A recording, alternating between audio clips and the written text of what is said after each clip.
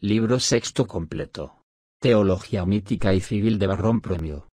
Me parece que he disputado bastante en estos 5 libros pasados contra los que temerariamente sostienen que por la importancia y comodidad de la vida mortal, y por el goce de los bienes terrenos, deben adorarse con el rito y adoración que los griegos llaman latría, y se debe únicamente al solo Dios verdadero, a muchos y falsos dioses, de los cuales la verdad católica evidencia que son simulacros inútiles, o a espíritus inmundos y perniciosos demonios, o por lo menos criaturas, y no el mismo Criador. Y, ¿quién no advierte que para una necedad y pertinacia tan grandes no bastan estos 5 libros ni otros infinitos por más que sean muchos en el número? En atención a que se reputa por gloria y honra de la humana lisonja no rendirse a todos los contrastes de una verdad acrisolada, cuando resulta en perjuicio sin duda de aquel en quien reina tan monstruoso vicio. Porque también una enfermedad peligrosa contra toda la industria del, que la cura es invencible, no precisamente porque cause daño alguno al médico, sino por el que resulta al enfermo considerado como incurable.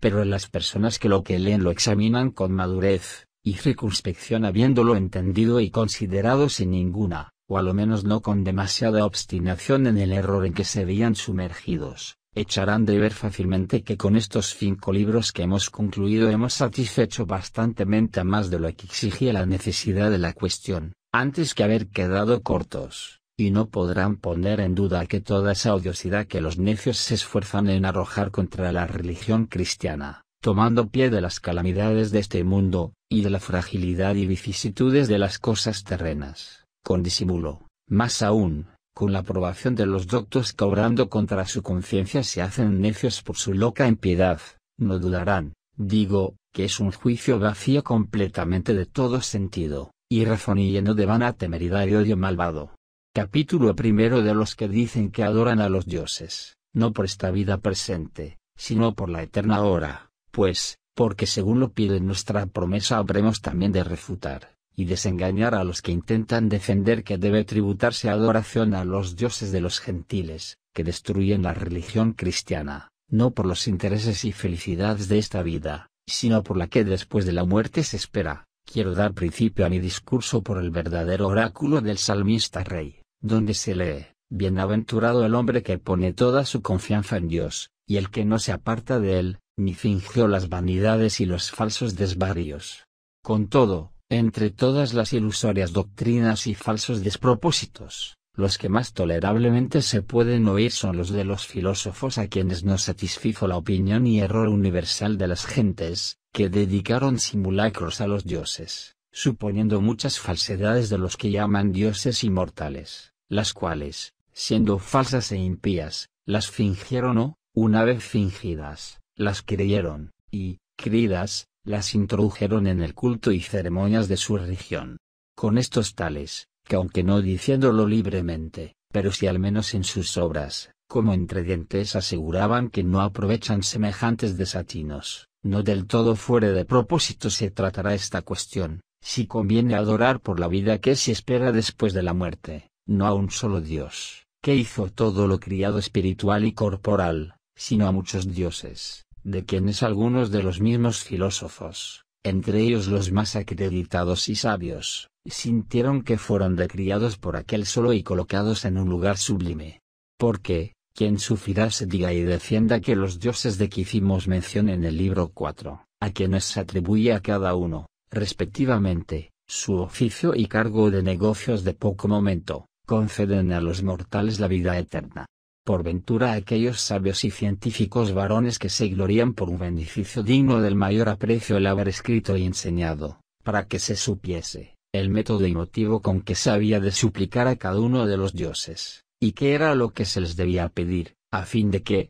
inconsiderada y neciamente, como suele hacerse por risa y mofa en el teatro, no pidiesen agua a Baco y vino a las ninfas, aconsejaran a ninguno rogase a los dioses inmortales que cuando hubiese pedido a las ninfas vino y le respondiesen: nosotras solo tenemos agua, eso pedilo a Baco. Dijéis entonces prudentemente: si no tenéis vino, a lo menos dadme la vida eterna. ¿Qué idea puede haber más monstruosa que este disparate? ¿Acaso excitadas a risa, porque suelen ser fáciles en reír, a no ser que afecten engañar, como que son demonios, no responderán a lo que así les rogare. Hombre de bien, ¿pensáis que tenemos en nuestra mano la vida, siendo así que habéis oído repetidas veces que ni aún disponemos de vida? Así que es una necedad y desvarío insufrible pedir o esperar la vida eterna de semejantes dioses, de quienes se dice que cada partecía de esta trabajosa y breve vida, y si hay alguna que pertenezca a su fomento, incremento y sustento, la tiene debajo de su amparo, pero es con tal restricción, que lo que está bajo la tutela y disposición de uno lo deben pedir a otro, de que resulta se tenga por tan absurda, imposible y temeraria tal potestad, como lo son los donaires y disparates del bobo de la farsa, y cuando esto lo hacen actores ingeniosos ante el público, con razón se ríen de ellos en el teatro, y cuando lo hacen los necios ignorándolo, con más justa causa se burlan y mofan de ellos en el mundo.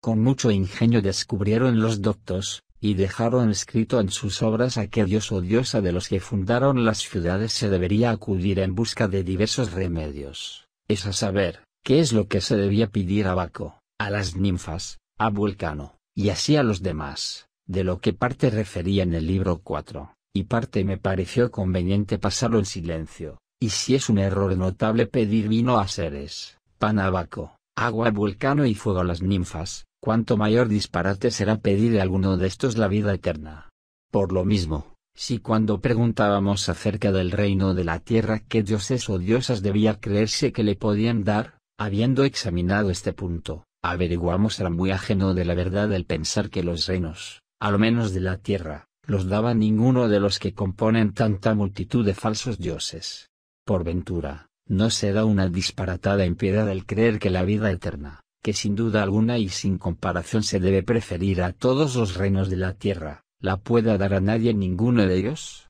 Porque está fuera de toda controversia que semejantes dioses no podían dar ni aun el reino de la tierra, por solo el especioso título de serios dioses grandes y soberanos, siendo estos dones tan viles y despreciables, que no se dignarían cuidar de ellos, viéndose en tan encumbrada fortuna, a no ser que digamos que por más que uno, con justa razón vilipendie, considerando la fragilidad humana, los caducos títulos del reino de la tierra, estos dioses fueron de tal calidad, que parecieron indignos de que se les confiase la distribución y conservación de ellas, no obstante de ser correspondiente a su alta dignidad encomendárselas y ponerlas bajo su custodia y, por consiguiente, si conforme a lo que manifestamos en los dos libros anteriores, ninguno de los que componen la turba de los dioses, ya sea de los plebeyos o de los patricios, es idóneo para dar los reinos mortales a los mortales, cuanto menos podrá de mortales hacer inmortales.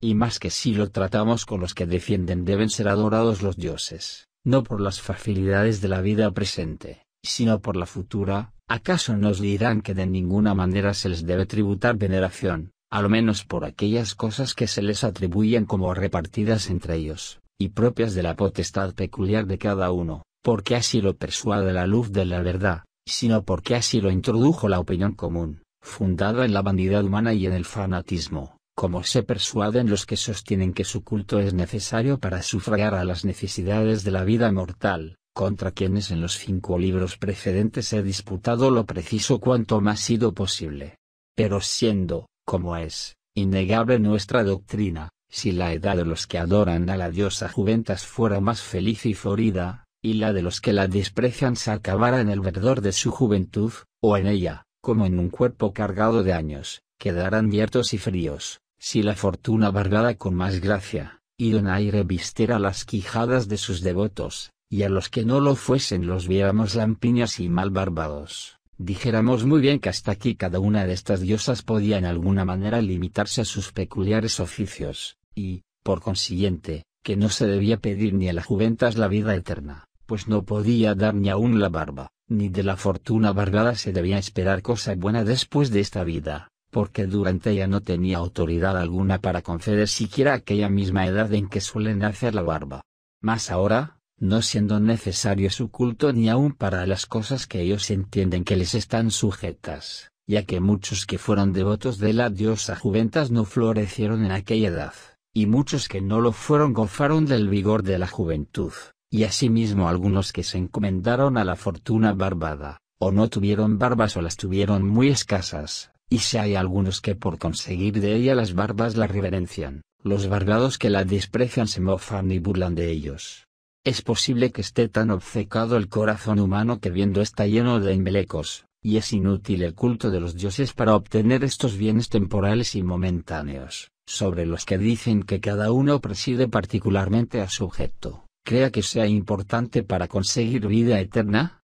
Esta, ni aun aquellos, han osado afirmar que la pueden dar, ni aun aquellos, digo, que para que el vulgo necio los adorase, porque pensaban que eran muchos en demasía, y que ninguno debía estar ocioso, les repartieron con tanta prolijidad y menudencia todos estos oficios temporales. Capítulo 2. ¿Qué es lo que se debe creer que sintió Varrón de los dioses de los gentiles, cuyos linajes y sacrificios, de que él dio noticia fueron tales, que hubiera usado con ellos de más reverencia si del todo los hubiera pasado en silencio? Quien anduvo buscando todas estas particularidades con más curiosidad que Marco Varrón. Quien las descubrió más doctamente. Quien las consideró con más atención. Quien las distinguió con más exactitud y las escribió con más profusión y diligencia. Este escritor, aunque no es en el estilo y lenguaje muy suave, con todo, inserta tanta doctrina y tan buenas sentencias, que en todo género de erudición, y letras que nosotros llamamos humanas y ellos liberales, enseña tanto al que busca la ciencia cuanto Cicerón deleita al que se complace en la hermosura de la frase.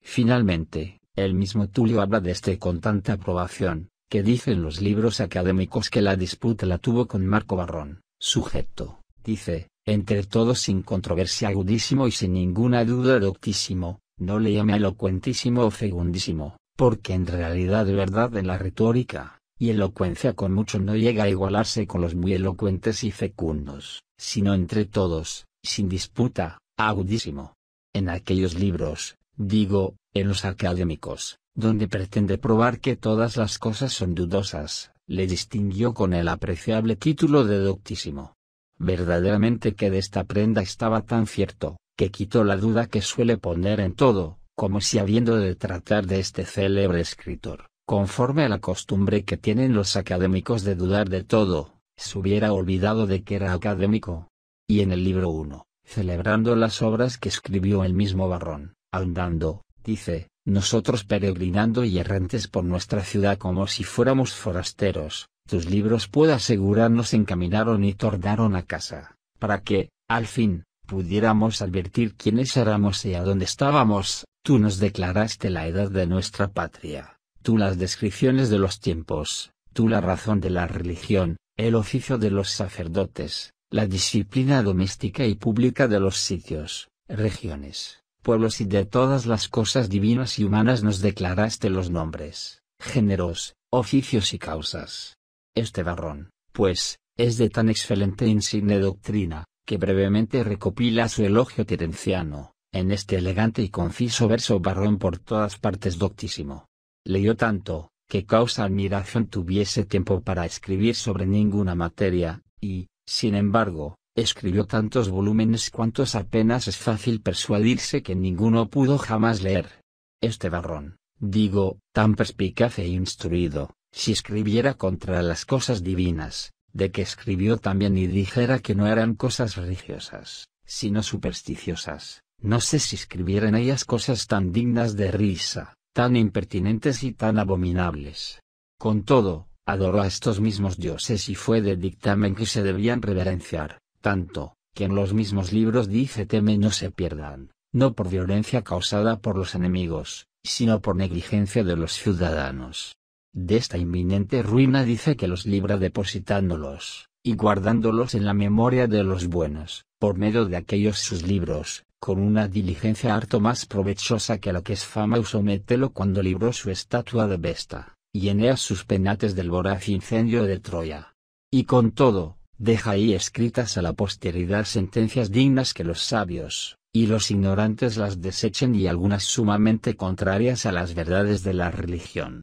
En virtud de este proceder, ¿qué debemos pensar sino que este hombre, siendo muy ingenioso y docto, aunque no libre por la gracia del Espíritu Santo, se halló oprimido de la detestable costumbre y leyes de su patria, y, con todo, no quiso pasar en silencio las causas que le movían, Socolor de encomendar la religión. Capítulo 3. La división que hace Varrón de los libros que compuso acerca de las antigüedades de las cosas humanas y divinas, habiendo escrito 41 libros sobre las antigüedades, los dividió según materias divinas y humanas. En estas últimas consume 25, en las divinas 16, siguiendo en la división de materias esta distribución, de forma que reparte en 4 partes 24 libros concernientes a las cosas humanas, designando 6 a cada parte. Allí trata por extenso quiénes, dónde, cuándo y qué llevan a cabo. Así que en los 6 primeros habla de los hombres, en los 6 segundos de los lugares,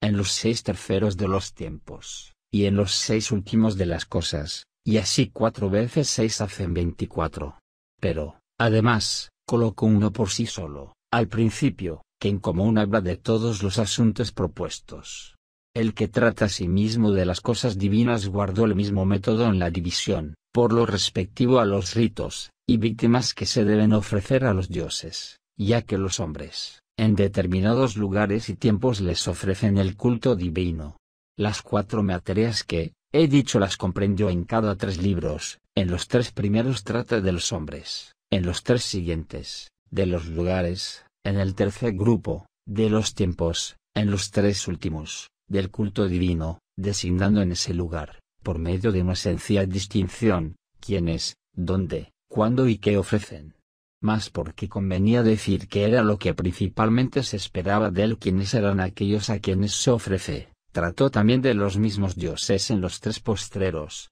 para que 5 veces 3 fuesen 15, y son entre todos, como he dicho, 16, porque al principio puso uno de por sí, que primero habla en común de todos. Y acabado luego, conforme a la división hecha en las 5 partes, los primeros que pertenecen a los hombres los reparte de este modo: en el primero trata de los pontífices, en el segundo, de los augures o adivinos, en el tercero, de los 15 varones que atendían a las funciones sagradas. Los 3 segundos, que miran a los lugares, de esta manera: en el primero trata de los oratorios, en el segundo, de los templos sagrados, en el tercero, de los lugares religiosos, y los 3 que siguen luego, que conciernen a los tiempos, esto es, a los días festivos, que en el primero habla de las ferias, en el segundo de los juegos circenses, en el tercero de los escénicos. Los del cuarto ternario, que pertenecen a las cosas sagradas, los divide así: en el primero diserta sobre las consagraciones, en el segundo, de la reverencia y culto particular, y en el tercero, del público. A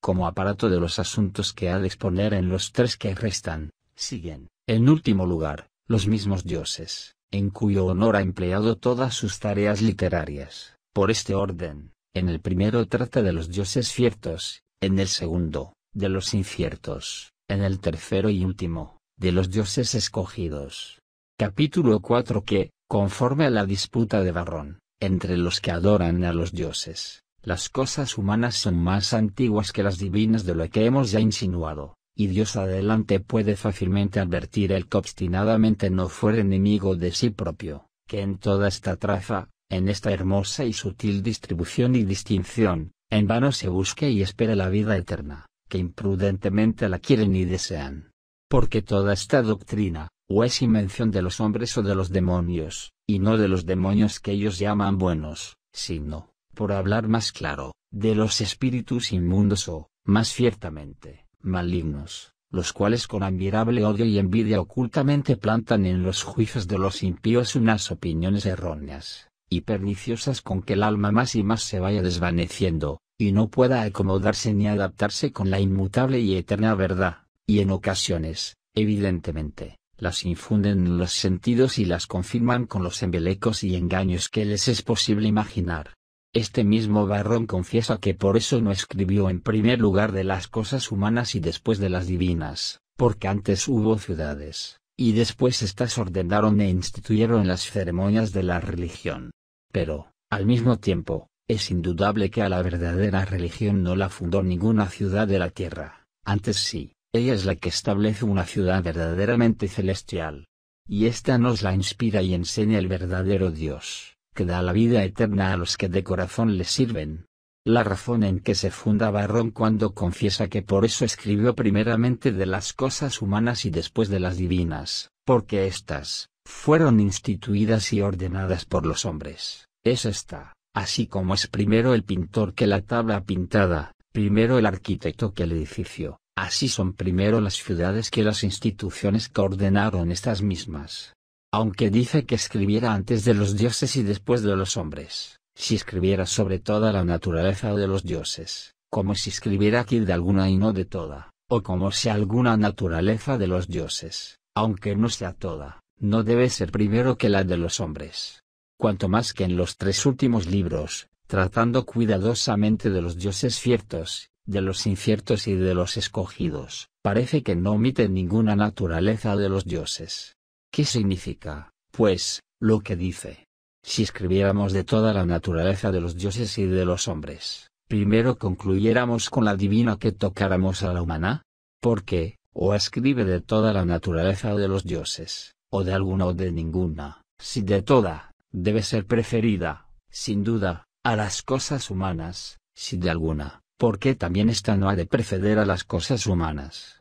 ¿Acaso no merece alguna parte de los dioses ser antepuesta aún a toda la naturaleza de los hombres? Y si es demasiado que alguna parte divina logre preferencia generalmente sobre todas las cosas humanas, por lo menos será razón que se anteponga siquiera a las romanas, puesto que escribió los libros relativos a las cosas humanas, no precisamente por lo que respecta a todo el orbe de la tierra, sino en cuanto conciernen a sola Roma. A los cuales, sin embargo, en los libros de las cosas divinas, dijo que, según el orden analítico que habla observado en escribir, con razón los había antepuesto, así como debe ser preferido el pintor a la tabla pintada, el arquitecto al edificio, confesando con toda claridad que estas cosas divinas, igualmente que la pintura y el edificio, son instituciones que deben su erección a los hombres. Resta, por último, sepamos que no escribió sobre naturaleza alguna de los dioses, lo cual no lo quiso hacer claramente y al descubierto, antes lo dejó a la consideración de los que lo entienden, pues cuando se dice no toda,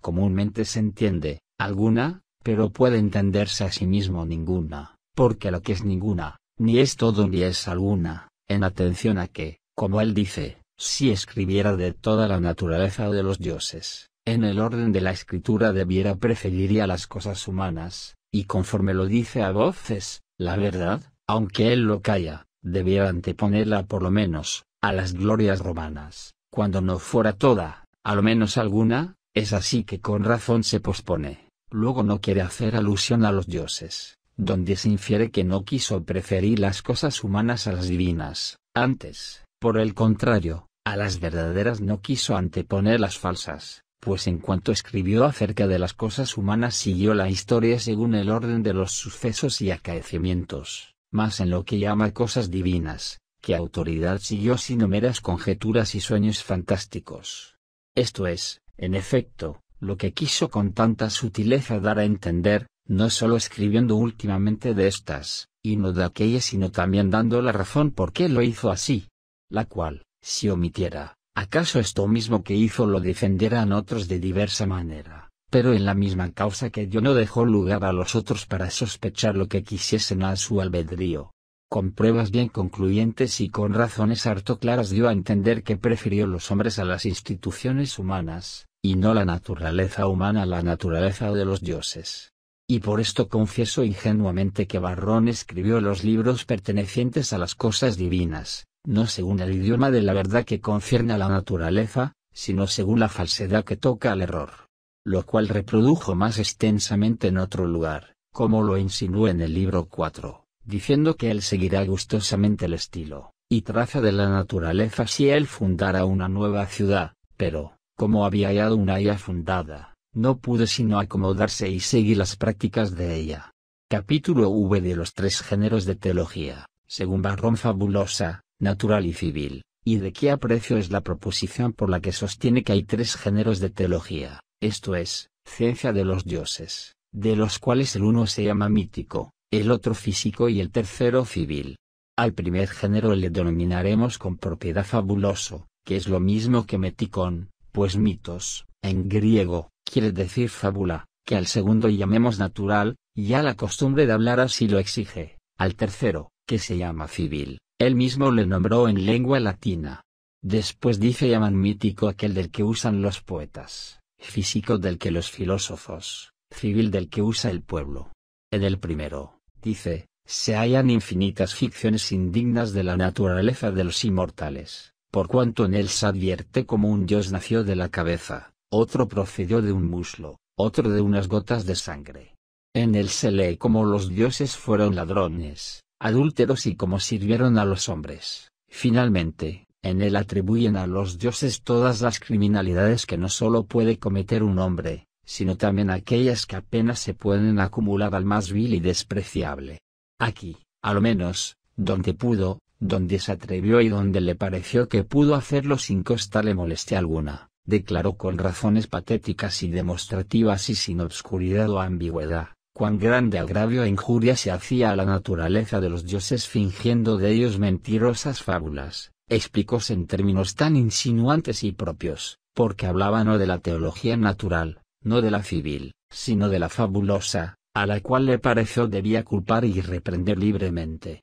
Veamos lo que dice de lo segundo. El segundo género es, dice, el que he enseñado, del cual nos dejaron escritos los filósofos muchos libros, donde se expone que sean los dioses, de qué género y calidad, desde qué tiempo proceden, si son ab eterno, si constan de fuego, como creyó Heráclito, si de números, como Pitágoras, si de átomos, como Epicuro, y otros desvaríos semejantes más acomodados para oídos entre paredes, en las escuelas, que afuera en el trato humano y conversación social. No culpó o reprendió proposición alguna relativa al género que llama físico y pertenece a los filósofos, solo refirió las controversias que existen entre ellos, de las que han nacido tanta multitud de sectas, como se advierte, todas tan discordantes entre sí. Con todo, separó de este género, sacándole del trato común, esto es, de las investigaciones del vulgo y encerrándole dentro de las escuelas y sus paredes. Mas al otro, esto es, al primero, mentiroso y obsceno, no le apartó ni exterminó de las ciudades. Oh, verdaderamente religiosos oídos los del vulgo, y sobre todo los de un romano. Lo que los filósofos disputan acerca de los dioses inmortales no lo pueden oír, y lo que cantan los poetas y representan los farsantes, porque todo es indigno de la naturaleza de los inmortales, y porque son crímenes que pueden recaer no solo en cualquier hombre, sino en el más bajo, humilde y despreciable, no solo lo toleran, sino que oyen con gusto, y no contentos con esto, resuelven autorizadamente que esto es lo que agrada a los mismos dioses, y que por medio de semejantes representaciones teatrales debe aplacarse su ira. Diré alguno, estos dos géneros, mítico y físico, esto es, el fabuloso y el natural, debemos distinguirlos del civil, de que ahora tratamos, así como él los distinguió, y veamos ya cómo declara el civil. Bien considero las razones que militan para que se deba distinguir del fabuloso, supuesto que es falso, torpe e indigno, mas el querer distinguir el natural del civil, ¿qué otra cosa es, sino confesar que el mismo civil es asimismo mentiroso? Porque si aquel es natural, ¿qué tiene de reprensible para que se deba excluir? Y si este que se llama civil no es natural, ¿qué mérito tiene para que se deba admitir? Esta es, en efecto, la causa por que primero escribió de las cosas humanas y últimamente de las divinas, pues en estas no siguió la naturaleza de los dioses, sino las instrucciones de los hombres. Examinemos, pues, al mismo tiempo la teología civil. El tercer género es, dice, el que en las ciudades los ciudadanos, con especialidad los sacerdotes, deben saber y administrar, en el cual se incluye qué dioses deben adorarse y reverenciar públicamente, qué ritos y sacrificios es razón que cada uno les ofrezca. Veamos ahora también lo que se sigue. La primera teología, dice, principalmente es acomodada para el teatro, la segunda, para el mundo, la tercera, para la ciudad. ¿Quién no echa de ver a cuál dio la primacía? Sin duda que a la segunda, de la que dijo arriba como era peculiar a los filósofos, porque ésta, añade, que pertenece al mundo, es la que estos reputan por la más excelente de todas. Pero las otras dos teologías, la primera y la tercera, es a saber, la del teatro y la de la ciudad, las distinguió o las separó? Porque advertimos que no porque una cosa sea propia de la ciudad puede consiguientemente pertenecer al mundo, aunque vemos que las ciudades están en el mundo, pues es posible acontezca que la ciudad instruida, y fundada en opiniones falsas adore y crea tales cosas, cuya naturaleza no se halla en parte alguna del mundo fuera de su ámbito. Y el teatro, ¿dónde está sino en la ciudad? ¿Y quién instituyó el teatro sino la ciudad?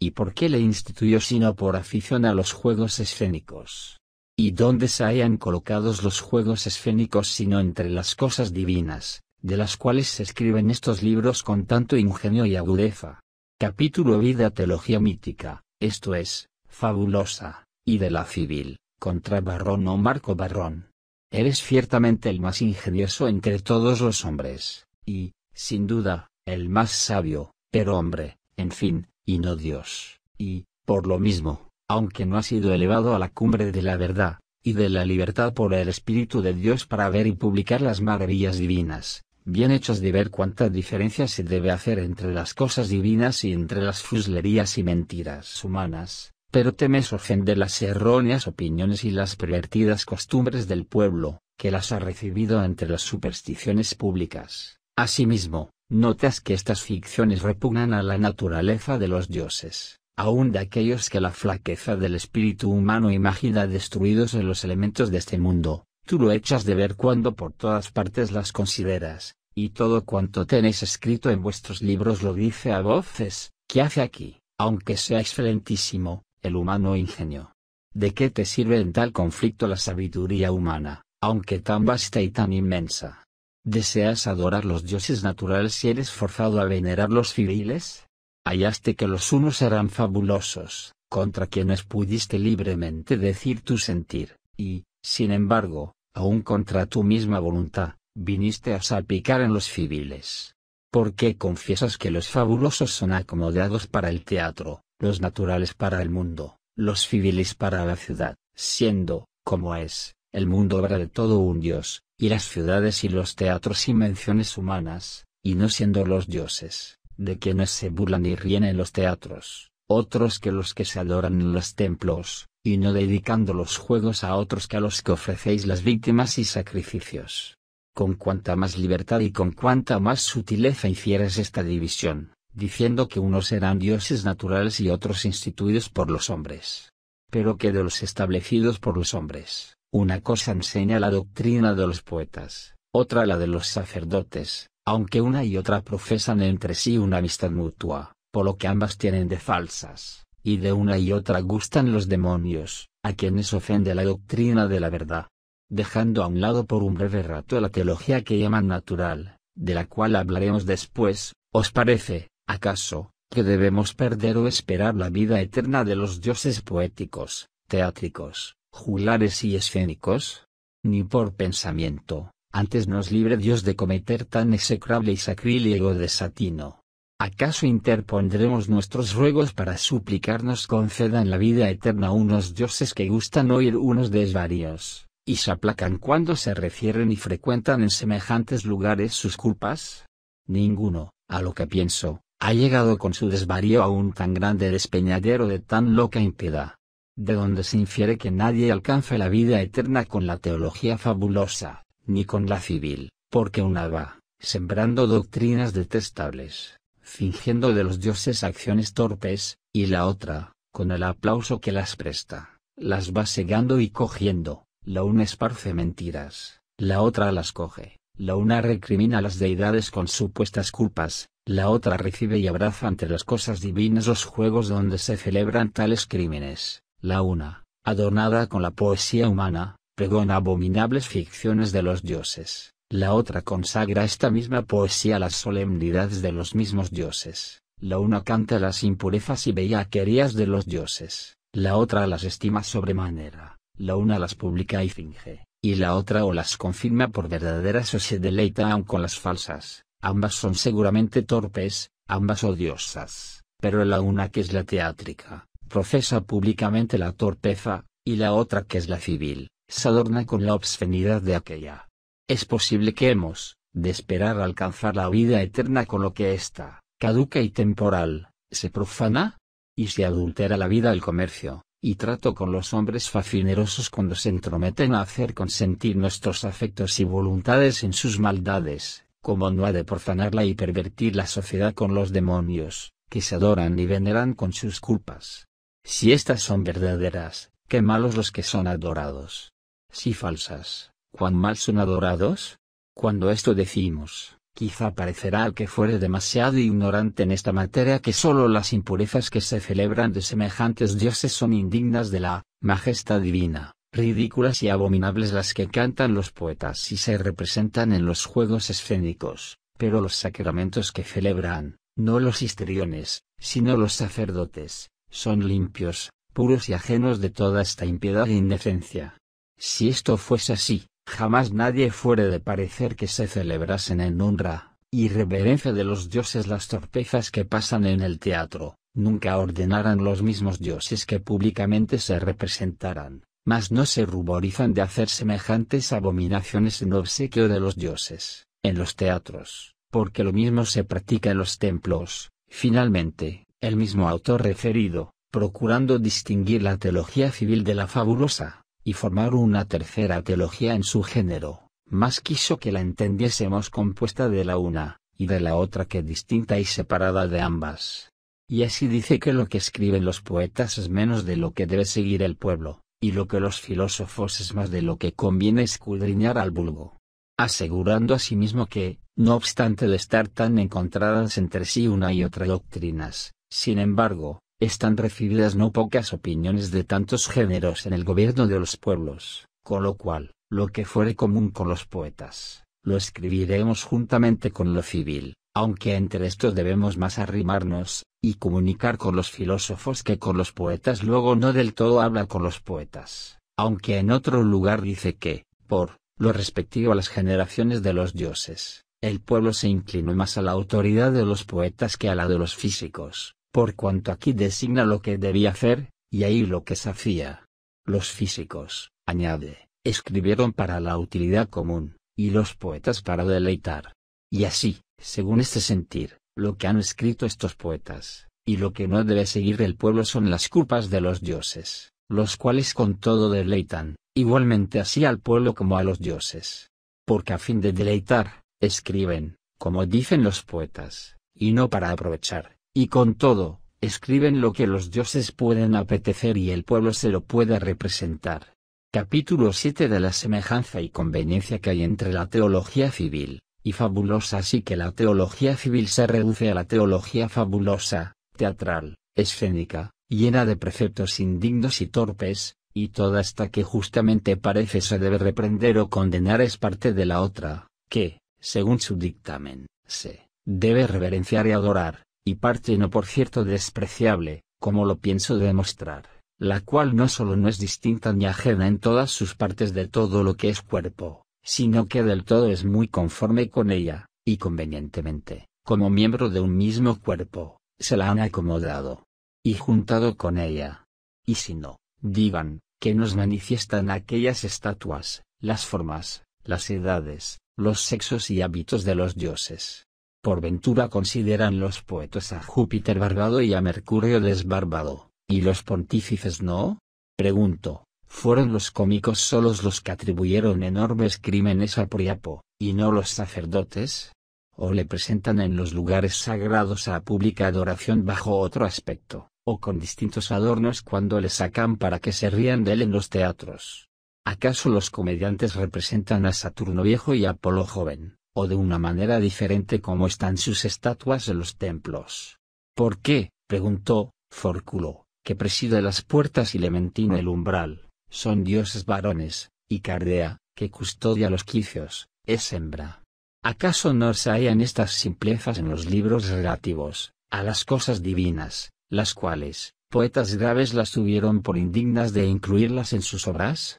¿Por qué causa Diana, la del teatro, trae armas, y la de la ciudad no es más que una simple doncella? ¿Por qué motivo Apolo, el de la escena es fitarista, y el de Delfos no ejercita tal arte? Pero todos estos despropósitos son tolerables respecto de otros más torpes. ¿Qué sintieron del mismo Júpiter los que colocaron al amo que le crió en el Capitolio? Por ventura por este hecho no confirmaron la opinión del Hebemero, quien, no con fabulosa locuacidad, sino con exactitud histórica, escribió que todos estos dioses fueron hombres, y hombres mortales. Igualmente, los que fingieron a los dioses epulones parásitos convidados a la mesa de Júpiter, ¿qué otra cosa quisieron que fuesen sino unas ceremonias de pura farsa? Porque si en el teatro dijera el bobo al gracioso que en el convite de Júpiter hubo también sus parásitos, sin duda que parecería que había intentado con este donaire hacer reír a la gente, pero lo dijo Varrón, y no en ocasión que escarnecía a los dioses, sino cuando los recomendaba y celebraba. Testigos fidedignos de que lo escribió así con los libros, no los pertenecientes a las cosas humanas, sino los que tratan de las divinas, y no en parte donde explicaba los juegos escénicos, sino donde enseñaba al mundo los ritos del Capitolio. Finalmente, de estas ficciones se deja hábilmente vencer, confesando que así como supieron de los dioses que tuvieron forma humana, así también creyeron que gustaban de los humanos deleites. Capítulo 8 de las interpretaciones de las razones naturales que procuran aducir los doctores paganos en favor de sus dioses. Sin embargo, dicen que todo esto tiene ciertas interpretaciones fisiológicas, esto es, razones naturales, como si nosotros en la presente controversia buscásemos la fisiología y no la teología, es decir, no la razón de la naturaleza, sino la de Dios, porque, aunque el verdadero Dios es Dios, no por opinión, sino por naturaleza, con todo, no toda naturaleza es Dios, pues, en efecto, la del hombre, la de la bestia, la del árbol, la de la piedra, es naturaleza, y nada de esto es Dios. Y sí, cuando tratamos de los misterios de la madre de los dioses, lo principal de esta interpretación consiste en que la madre de los dioses es la tierra. ¿Para qué pasamos adelante en la imaginación? ¿Para qué escudriñamos lo demás? ¿Qué argumento hay que concluya con más evidencia en favor de los que sostienen que todos estos dioses fueron hombres? Y en esta conformidad son terrígenas e hijos de la tierra, así como la tierra es su madre, pero en la verdadera teología, la tierra es obra de Dios y no madre. Con todo, como quiera que interpreten sus misterios, y los refieran a la naturaleza de las cosas, el ser hombres afeminados no es según el orden de lo natural, sino contra toda la naturaleza. Esta dolencia, este crimen, esta ignominia es la que se practica entre aquellas ceremonias, lo que en las corrompidas costumbres de los hombres apenas se confiesa en los tormentos. Y si estas ceremonias, que, según se demuestra, son más abominables que las torpezas escénicas, se excusan y purgan porque tienen sus interpretaciones, con las que se manifiesta que significan la naturaleza de las cosas, ¿por qué no se excusará y purificará a sí mismo lo que dicen los poetas?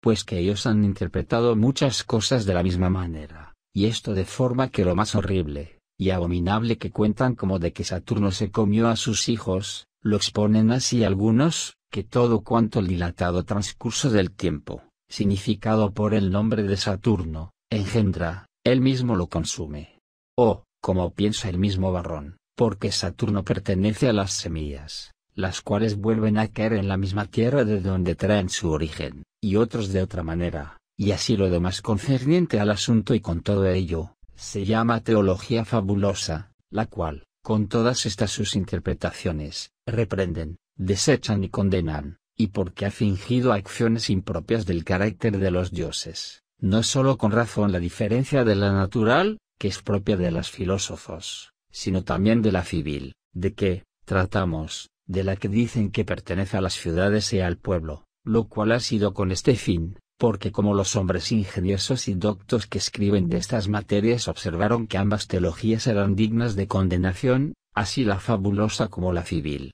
y se atrevieron a condenar aquella y no esta, propusieron aquella para condenarla, y a esta, que era su semejante, la pusieron en público para que se comparase con la otra y no para que la escogiesen, sino para que se entendiese que era digna de desechar juntamente con la otra, y de esta manera, sin riesgo alguno de los que temían reprender la teología civil, dando de mano a la una y a la otra, que ama natural, hállase lugar en los corazones de los que mejor sienten. Porque la civil y la fabulosa, ambas son fabulosas, ambas civiles, ambas las hallará fabulosas el que prudentemente considerare las vanidades y las torpezas de ambas, y ambas civiles, el que advierte incluidos los juegos escénicos, que pertenecen a la fabulosa, entre las fiestas de los dioses civiles, y entre las cosas divinas de las ciudades está supuesto, ¿cómo se puede atribuir el poder de dar la vida eterna a ninguno de estos dioses, a quienes sus propias estatuas, sus ritos y religión convencen que son semejantes a los dioses fabulosos que claramente reprueban, y muy parecidos a ellos en las formas, edades, sexo,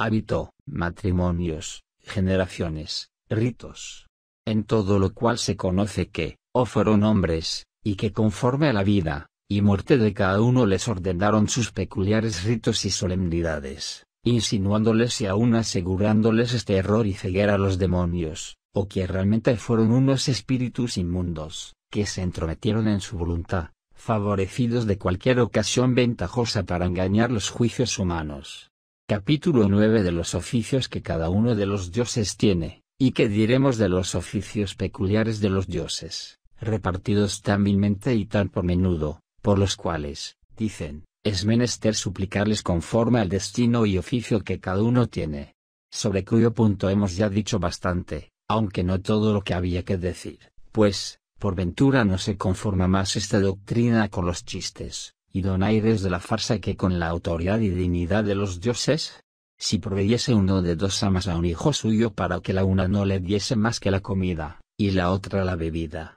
así como los romanos designaron para este encargo dos diosas, Educa y Potina, sin duda parecería que perdía el juicio, y que hacía en su casa una acción semejante a las que practica el cómico en el teatro con una desvergüenza extraordinaria. El mismo Varrón confiesa que semejantes obscenidades era imposible las hiciesen aquellas mujeres ministras de Baco, sino enajenadas de juicio, aunque después estas abominables fiestas llegaron a ofender tanto los ojos del Senado, más cuerdo y modesto, que las extinguió y abolió por un solemne decreto, y a lo menos, al fin quizá, echaron de ver lo que influyen los espíritus inmundos sobre los corazones humanos cuando los tienen por dioses. Estas impurezas, a buen seguro que no se ejecutaran en los teatros, porque ahí se burlan, juegan y no andan furiosos. No obstante, el adorar dioses que gusten también de semejantes fiestas es una especie de furor. ¿Y de qué valor es aquella proposición,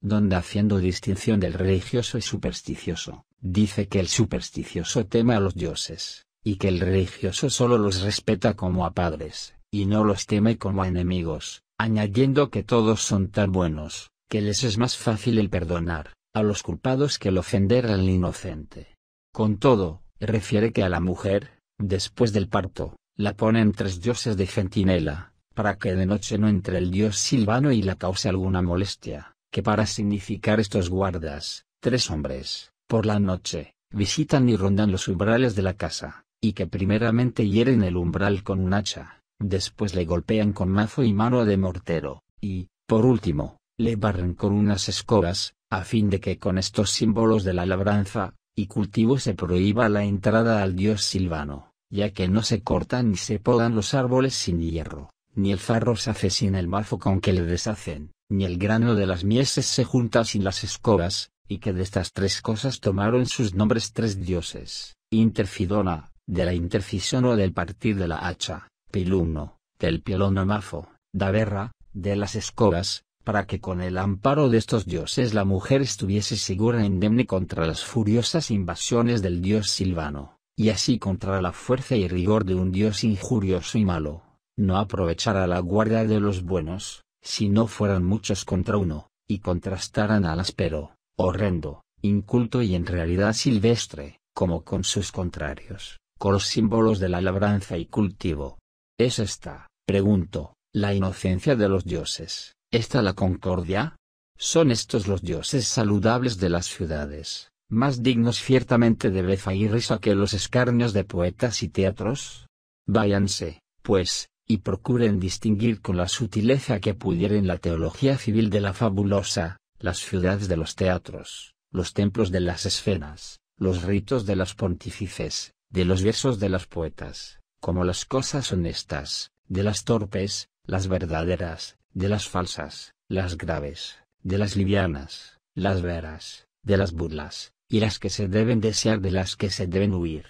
Bien entendemos lo que pretende, conocen que la teología teatral y fabulosa depende de la civil, y que de los versos de los poetas, como de un espejo cristalino, resulta su retrato, y por eso, cuando hablan de esta que no se atreven a condenar, con más libertad argüyen y reprenden a aquella, que es su imagen, para que los que advierten sus deseos abominen también el mismo original de esta, cuyo dechado e imagen es aquella, la cual, con todo, los mismos dioses, viéndose en ella como en un espejo, la aman, de modo que se descubre y echa de ver mejor en ambos lo que ellos son, y que tales son, y así también, con terribles amenazas, forzaron a los que los adoraban a que les dedicasen las impurezas de la teología fabulosa, la pusiesen en sus solemnidades y la tuviesen entre sus cosas sagradas, en lo que, por una parte, nos enseñaron con la mayor evidencia que ellos eran unos espíritus torpes, y por otra,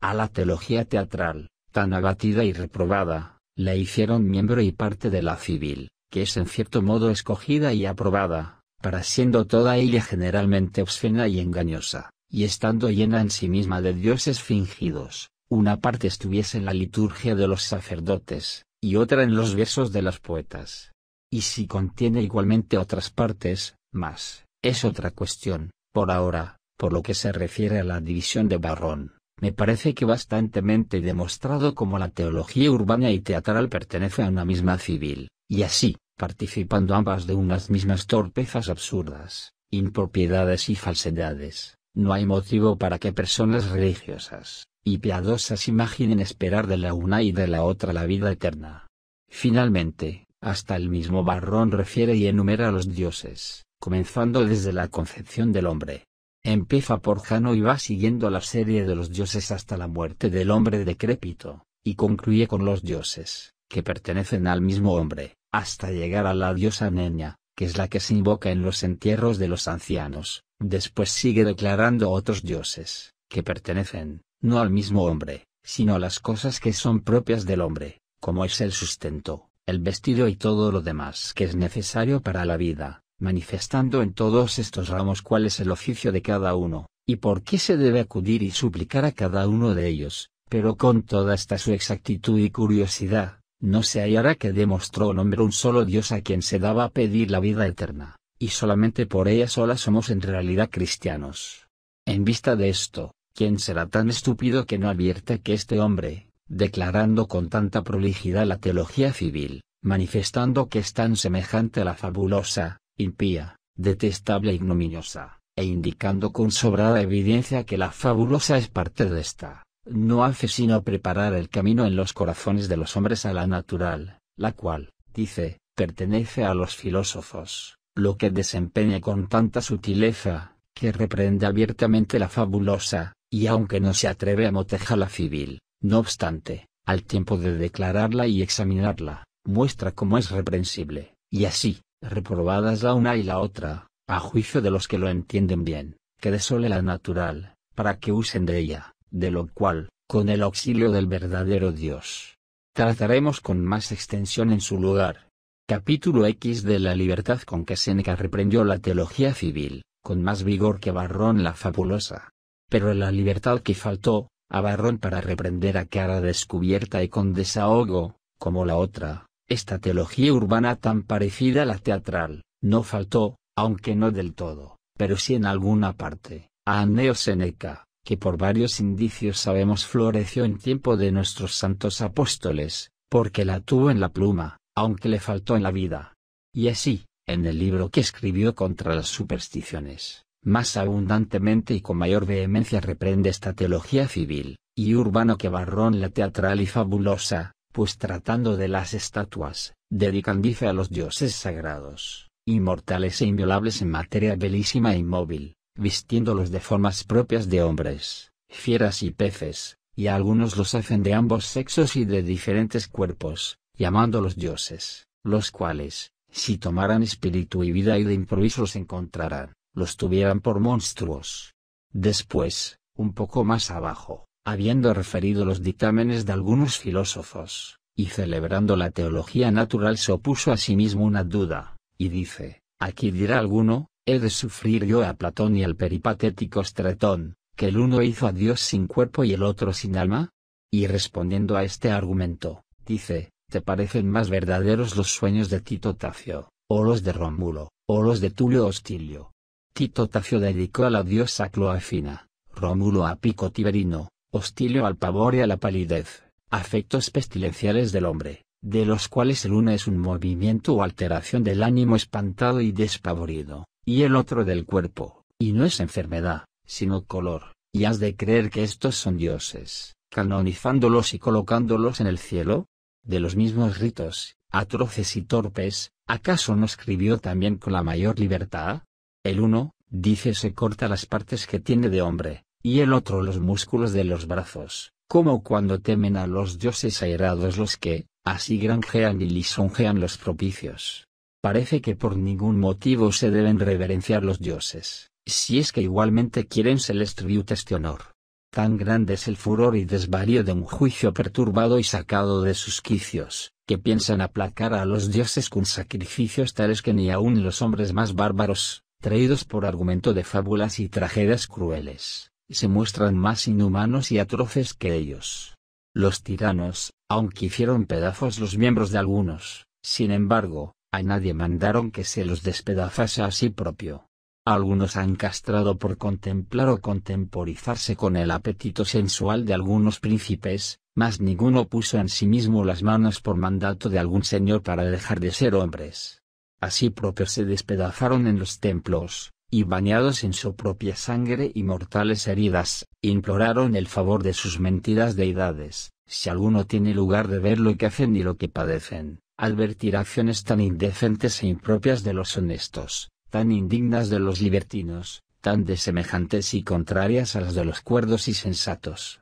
que no dudaría decir que están dementes y furiosos si fueran menos en número, pero ahora la numerosa multitud de fanáticos sirve para que los tengan por juiciosos. Pues lo que insinúa que pasa en el mismo Capitolio, y lo que, sin miedo alguno, reprende severamente, ¿quién creerá que lo ejecutan, sino personas que escarnecen de ello o que están furiosas? Y así, habiéndose reído porque en las funciones sagradas de los egipcios lloraban el haber perdido a Osiris, y luego inmediatamente manifestaban particular alegría de haberle hallado, viendo que el perderle y el hallarle era fingido, aunque el dolor y alegría de los que nada perdieron y nada hallaron, realmente le representaban. Con todo, dice, esta locura y furor tiene su tiempo limitado, es tolerable volverse locos una vez en el año. Vin al Capitolio, vergüenza causará el descubrir la demencia que un furor ridículo ha tomado por oficio. Uno hace como que presenta los nombres al dios, otro se ocupa en avisar a Júpiter las horas,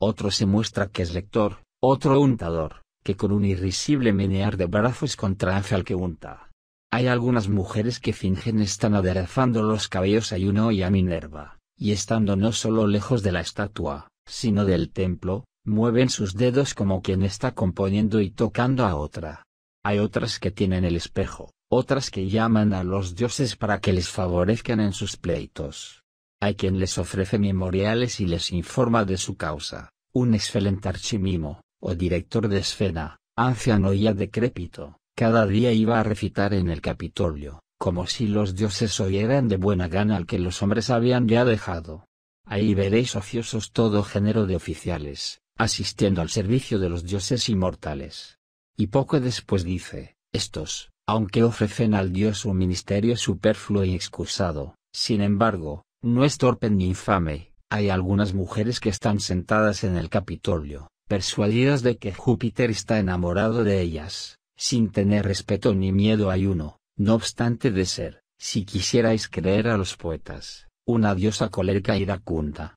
Esta libertad no la tuvo Varrón, solo se atrevió a reprender la teología poética, sin meterse con la civil, a la que éste fustigó. Con todo, si atendiéramos a la verdad, peores son los templos donde se ejecutan estas abominaciones que los teatros en donde se fingen. Y así, en orden a los ritos de la teología civil, aconseja Séneca al sabio que no los conserve religiosamente en el corazón, sino que los finja en las obras, porque dice, todo lo cual guardará el sabio como las sanciones establecidas por la ley, pero no como agradables a los dioses. Y poco después añade, pues que hacernos también casamientos con los dioses, y aun esto no es piadosa y legítimamente, por cuanto casamos a hermanos con hermanas. A Belona casamos con Marte, a Venus con Vulcano, a Salacia con Neptuno, aunque algunos los dejamos solteros, como si les hubiera faltado con quien, principalmente habiendo algunas viudas como Populonia o Fulgora, y la diosa Rumina, a quienes no me espanto no hubiese quien las pidiese. Toda esta turba plebeya de dioses, la cual por largo tiempo la amontonó una dilatada y sucesiva superstición, la adoramos, dice en tales términos, que parece que su culto y veneración pertenece más al uso ya adaptado. Por lo tanto, ni aquellas sus leyes civiles, ni el uso y la costumbre instituyeron en la teología civil cosa que fuese agradable a los dioses, o fuese de importancia, pero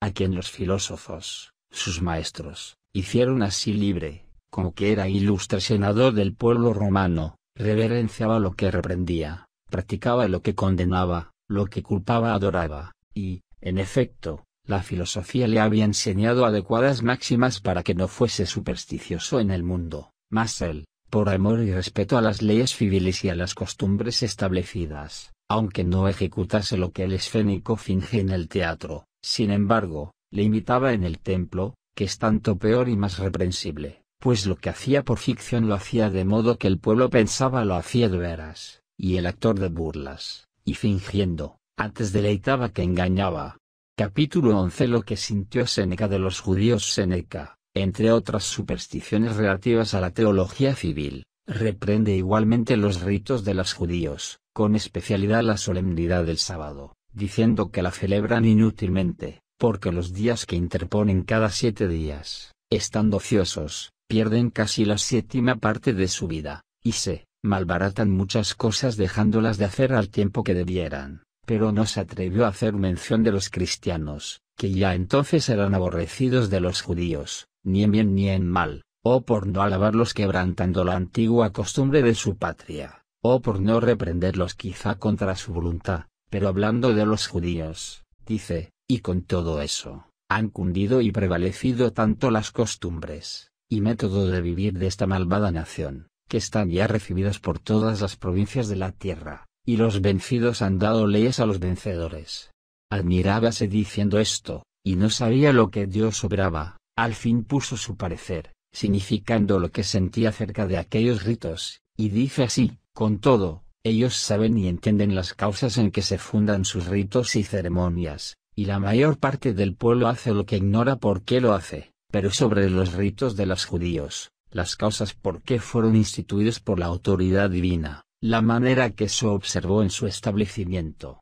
y cómo después por la misma autoridad en el tiempo en que convino se los quitaron al pueblo de Dios, a quien fue servido revelar el misterio de la vida eterna. Ya en otra parte lo hemos expuesto, principalmente cuando disputamos contra los maniqueos, y en estos libros lo manifestaremos también en lugar más oportuno. Capítulo 12. Que descubierta la vanidad de los dioses de los gentiles, es, sin duda, que no pueden ellos dar a ninguno la vida eterna, pues que no ayudan tampoco para esta vida temporal. Más ahora acerca de estas 3 teologías que los griegos llaman mítica, física y política, y en idioma latino pueden llamarse fabulosa, natural y civil. De hemos demostrado que no se debe esperar la vida eterna, tampoco de la fabulosa, a la cual, aun los mismos que adoran muchos y falsos dioses, con bastante libertad reprenden, y menos de la civil, cuya parte principal se convence ser la fabulosa, descubriéndose que es muy semejante a ella y aún peor. Pero si no pareciese suficiente a los incrédulos lo que hemos referido en este libro, añada también lo que hemos dicho copiosamente en los precedentes, y especialmente en el 4, hablando de Dios, dador y dispensador de la felicidad.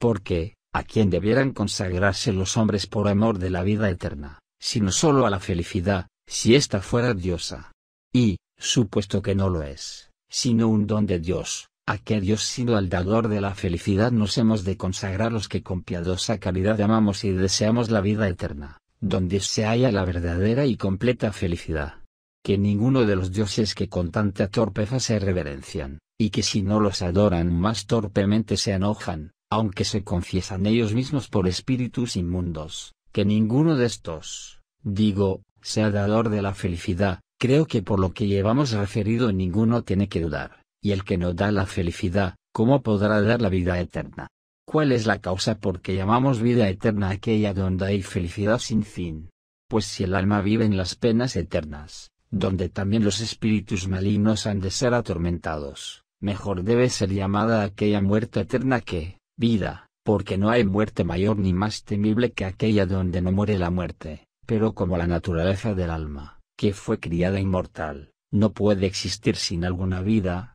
cualquiera que sea, su muerte más infausta es hallarse ajena, y privada de la vida de Dios en la eternidad del tormento. De donde se infiere que la vida eterna, esto es, la feliz y bienaventurada sin fin, solo la da el que da la verdadera felicidad, la cual, por cuanto está demostrado que no la pueden dar los dioses que reverencian esta teología civil, por lo mismo, no solo no se les debe venerar por interés de las cosas temporales y terrenas, según lo manifestamos en los 5 libros anteriores, pero mucho menos por la vida eterna que esperamos después de la muerte, lo cual hemos probado en este solo libro, aprovechándonos también de las máximas establecidas en los precedentes, y por cuanto suele estar demasiado arraigada la malicia de una envejecida costumbre, si a alguno le pareciere que hemos dicho poco en razón de condenar y desterrar esta teología civil, atienda con diligencia a lo que con el favor de Dios estudiaremos en el libro siguiente.